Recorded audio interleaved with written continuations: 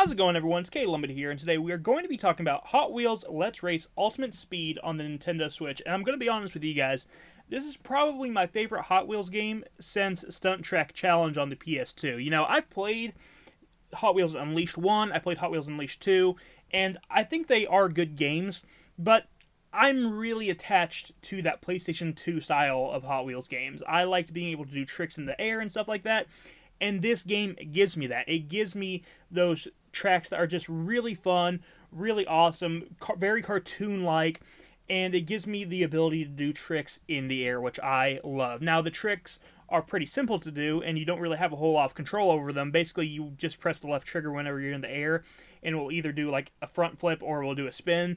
But still, I think that's still great that they even brought back tricks in the first place. That definitely needs to be in a Hot Wheels game, you know? To me, that was one of the biggest mistakes of the Hot Wheels Unleashed series, is that they don't have tricks in them. You know, it's Hot Wheels. You should have tricks in the games. So I'm glad they brought that back. And I just think that this game brought back a lot of the charisma that the old PlayStation 2 games also had. So in this game, it starts off and you have this little hub area that you can walk around in, which is pretty cool. And depending on whatever character you finish the race with, you actually do get to select different characters in this game. And depending on who you finish the race with, you actually get to walk around the hub area with that character. So I think that's pretty cool as well. And each one of them does have their own specific stats. Honestly, stats don't really matter a whole lot in this game.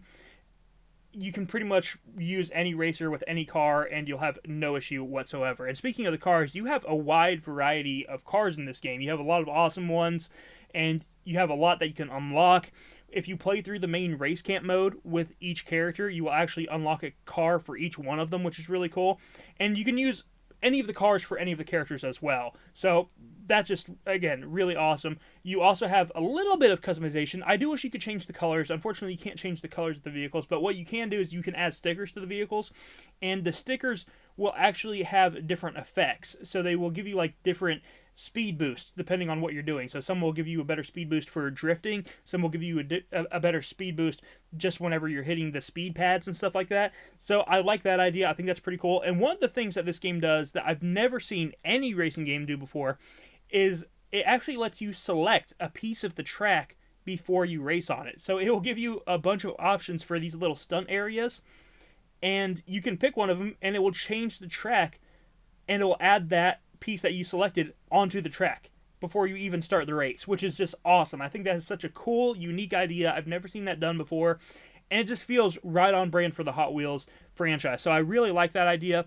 And they don't just have, you know, this one area where you can just put the one track down. They also have a completely separate mode where you can make custom tracks as well, which is really awesome. And I think that's just really cool that they really give you the creativity to make your own tracks, and even just to edit the basic tracks that are already there. That's a really cool idea. The track creator is very simple, but I don't think that's necessarily a bad thing. They obviously have to keep kids in mind whenever they made this game. This is based off of some sort of Netflix series that I'm not really very familiar with, but they had to keep it somewhat simple. However, even though it's kind of simple, it's still really well done. I actually like the way that it's done.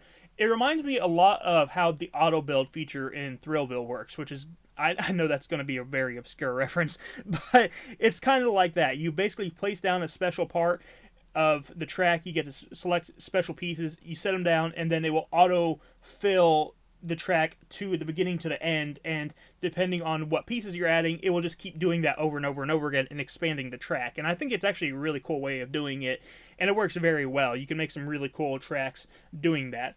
Now, the actual racing in this game, whenever you're doing either the actual main story mode of the race camp, or you're doing your custom tracks, your single races, your Grand Prix, whatever it is, the actual racing feels pretty darn good. I like the racing in this game. I think the racing feels very good. The handling takes a little bit of getting used to at first, and the reason why it takes some getting used to is actually because the handling is very tight in this game, which is usually not the case for a lot of racing games, you know, especially budget racing games. Usually they have the opposite issue where the handling sucks, but no, the handling's actually really good in this game, and it takes a while to get used to just because of how tight it is. But once you get used to it, it's really good. And the drifting mechanic works great in this game. You know, it has that ability of where the longer you drift, you actually get to build up a speed boost, which I really like. I always like seeing that in any sort of kart racing game or even arcade racer like this. So, big fan of that. That racing works great because you also do have boost that you can build up, and you can actually drive onto these little lightning bolt areas, and if you drive over these lightning bolts, it will add to your gauge, and you need to save your gauge up over time. And you can also add to that gauge by doing tricks in the air and stuff, and when you do that, you will eventually fill up your little speed gauge here, and it's more of really an ability gauge, and depending on what car you are using, you will have a special ability.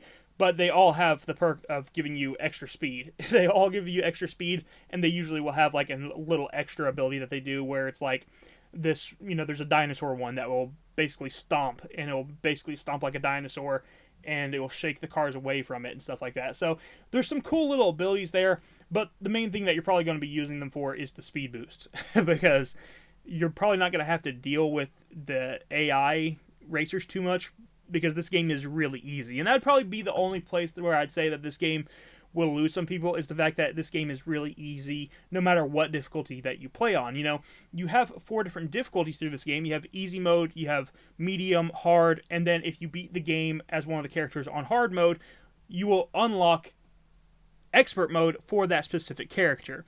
And even on expert mode, it's still really, really easy. Honestly, it feels like the difficulties only affect the speed of the cars and not the actual difficulty of the AI.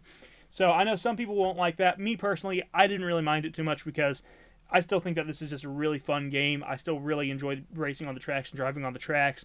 I think the amount of tracks they give you is actually pretty darn good.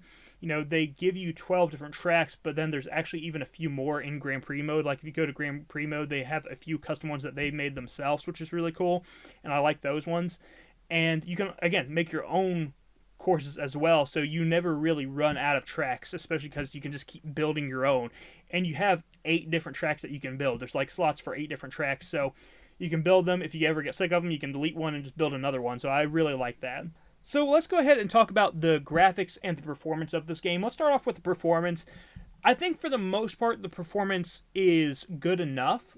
It definitely has some frame rate dips that you will notice every now and then.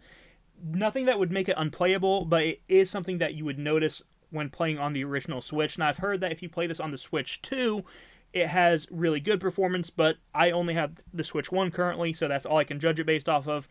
And from what I can tell, it usually stays above 30 frames. From the videos I've watched, it usually actually stays around 40 frames, but it can have some dips every now and then, and I definitely noticed some dips, and it was probably hovering around 20 frames per second in those dips. So keep that in mind. That is something that will happen on the Switch hardware. And there are some graphical glitches that I would think would line up more with performance than the actual way that the game looks. So the game will have some areas that just like render in a little bit worse than other areas, right? So if you see the stripes on the track, those stripes will render in while you're driving towards them, and it's pretty noticeable. It's something I noticed quite a bit. Some of the boss fights, there are boss fights in this game, we'll talk about that here in a minute. Some of the boss fights, the actual characters will, they won't be there completely perfect. Like there's a bat character and its nose kept disappearing for a few seconds. Now I fought the boss multiple times. I fought that bat multiple times, and it wasn't always like that. It was actually only once where its nose didn't pop up right, but it's still something I figured I should mention. It's an odd glitch, it's a graphical glitch, and it's probably performance related with the Switch, so I wanted to bring that up as well. So it's not a huge deal since I only noticed it once, but still, it'd be better if that is fixed in the future. Another thing that I noticed is during one of the cutscenes, specifically, again, the boss fight cutscenes, sometimes the area that your characters are supposed to be standing on are just gone. So you just have floating characters in the cutscene and floating cars in the cutscene. So that's a little bit distracting as well. So definitely some glitches, a little bit of performance issues. Did it ruin the game for me? No, I still put over 15 hours into this game and enjoyed every single bit of it, but it is something to keep in mind. If you are someone who is like a purist and you don't want any glitches whatsoever, maybe look at some of the other versions of this game. Check out how it looks on the Switch 2, because the Switch 1 version of this game has its issues for sure. Now, this game does have voice acting, and I've been open about the fact that I'm not a huge fan of English voice acting. However, I think for what it is, it's pretty decent in this game. You know, it's nothing that's going to blow you away, but it's good enough. It's good enough for what it is. Now, the last thing I'm going to talk about in this game is the boss fights.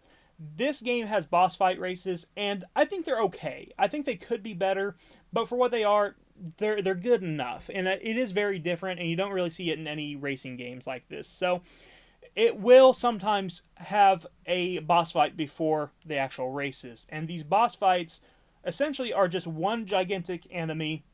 Could be a snake, it could be a dragon, it could be a octopus. It will have a different enemy, and you essentially are just dodging its attacks, driving in a straight line, picking up objects to throw at the enemy, and you are trying to defeat the enemy by throwing these objects and also collecting your skill power-ups. You know, those little lightning pads that you can drive over. You have to fill those up and then do a finishing attack on it. So that's basically the whole idea of it. It's nothing super deep.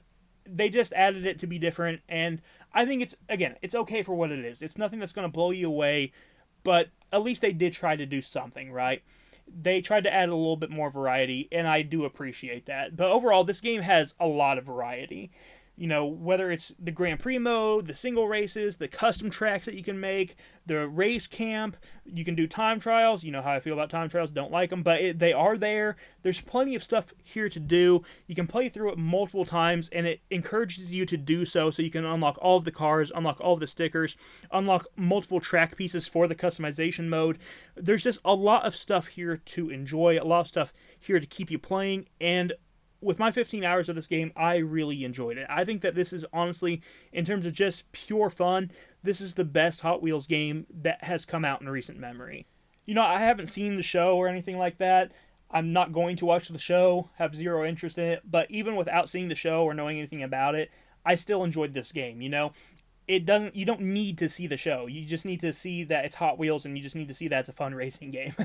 And it is that. It does a good job of just being a fun racing game. It's a very colorful racing game. Even though it has its glitches, you know, it still looks good. It's still a nice looking game for the most part. I like the different areas that you get to drive around in, you know. I think it's cool that they tried to turn these toys that you see in real life into actual racetracks in this game. I just think that's a really cool idea, and they did a great job doing that. I'm glad that they brought tricks back. This game honestly just feels like they were trying to make the Hot Wheels games of old. It feels like they were trying to make more of those PS2 style arcade Hot Wheels games, and that's why I love it, because it feels like those type of games, and for me, that is what I've been wanting from a Hot Wheels game for a long, long time. So I'm definitely happy with it. This game right now, at the time of recording, is about $40, and I've actually seen it already drop to $35 before.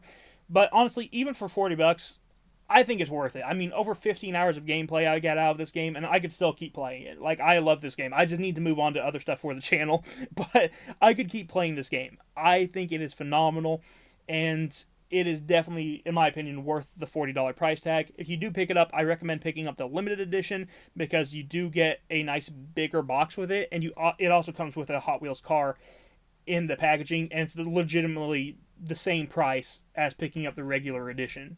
So you might as well get the limited edition at that point. You can get the limited edition at Walmart if you're interested. So keep an eye out for that. But this is an awesome game. If you know someone who likes Hot Wheels, this would be a great game to pick up for them, you know, for Christmas as well. This is an awesome game for that. It's just a really nice arcade racing game that reminds me of the stuff that I grew up with.